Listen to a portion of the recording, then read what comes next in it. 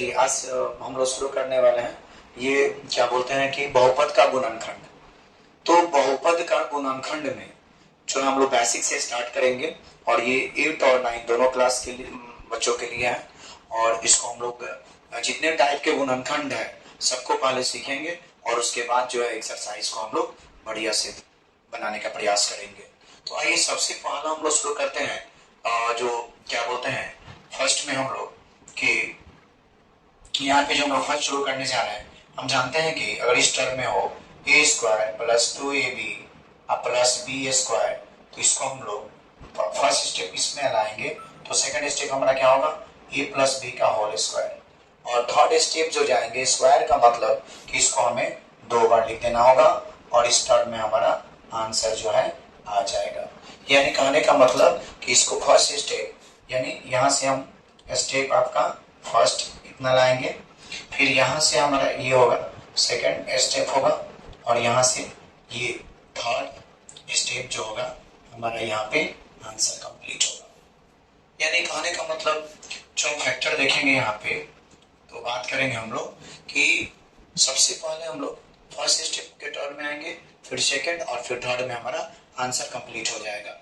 जैसे कि हम जानते हैं एक का अगर हम क्या बोलते हैं कि स्क्वायर निकालते हैं तो 1 ही होता है 1।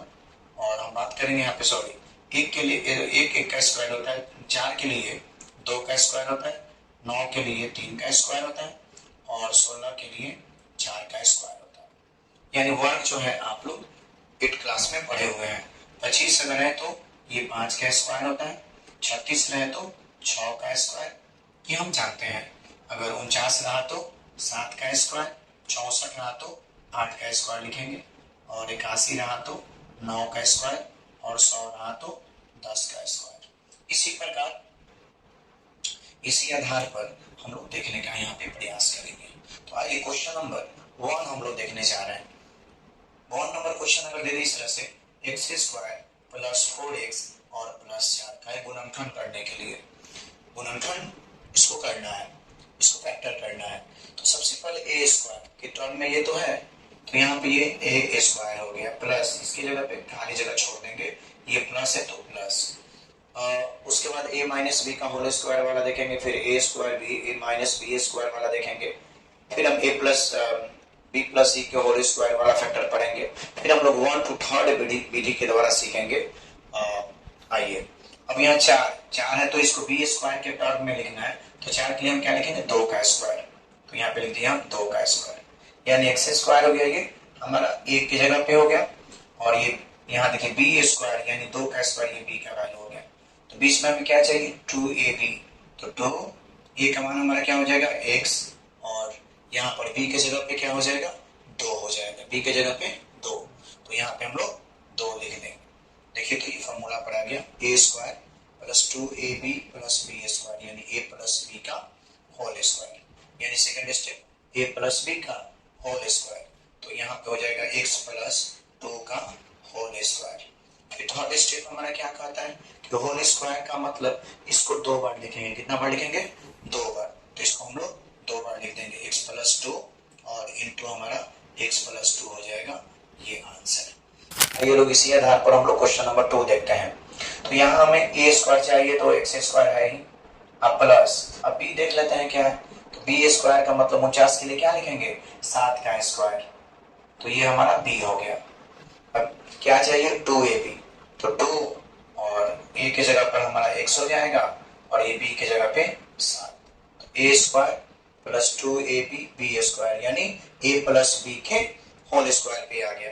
तो एक दूसरा स्टेप तो x अब b के जगह पे क्या है 7 और होल स्क्वायर का मतलब क्या करेंगे इसको 2 बार लिखेंगे, कितना बार लिखेंगे इसको हम लोग 2 बार लिख देंगे। अब हम लोग इसी आधार पर तीसरा क्वेश्चन देखते हैं। तो ए स्क्वायर बी स्क्वायर को पहले हम लोग इसमें लिख देते हैं। तो यहाँ देख रहे हैं कि x पर स्क्वायर है तो 25 किसका स्क्वायर होता है 5x का होल स्क्वायर, तो ए की जगह पर हम क्या लेंगे 5x, ये प्लस है तो प्लस और 36 के लिए हम लोग क्या लिखेंगे 6y का होल स्क्वायर, 6y का होल स्क्वायर।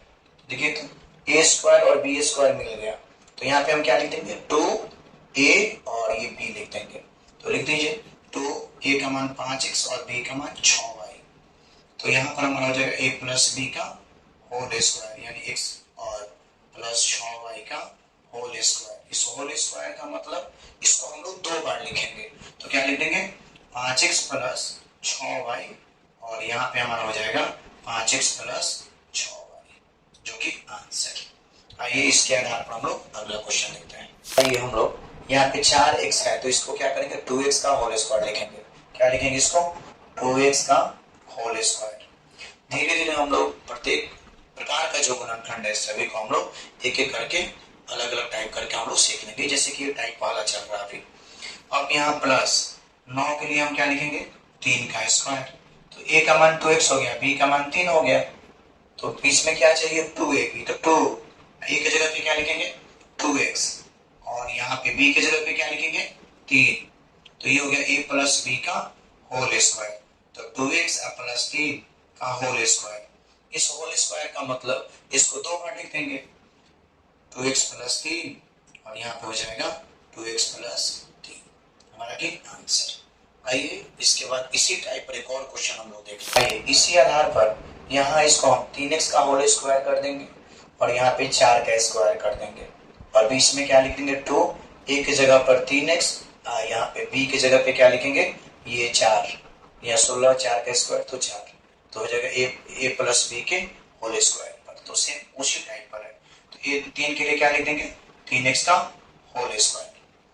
अब उसके बाद हम क्या लिखेंगे यहाँ प्लस है तो प्लस और 16 के लिए 4 का स्क्वायर, 16 के लिए 4 का स्क्वायर और यहाँ पे हम लिखेंगे 2, a का मान क्या लिखेंगे 3x और b के जगह पे हम क्या लिखेंगे 4, b के जगह पे 4।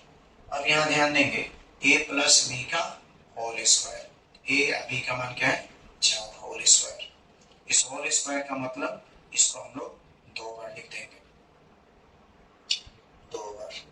और इसके बाद हम बात करेंगे कि ये हमारा गुणनखंड का टाइप 1 है और इसके बाद हम लोग अलग अलग टाइप से प्रत्येक टाइप के 5-7 क्वेश्चन हम लोग करते चलेंगे और धीरे धीरे हम लोग ये सीखने के बाद हम लोग एक्सरसाइज शुरू कर देंगे। और ये अपने दोस्तों तक जो 8th 9th में पढ़ते हैं उनके पास ये वीडियो जरूर शेयर करें। फिर मिलते हैं अगले क्लास में। धन्यवाद।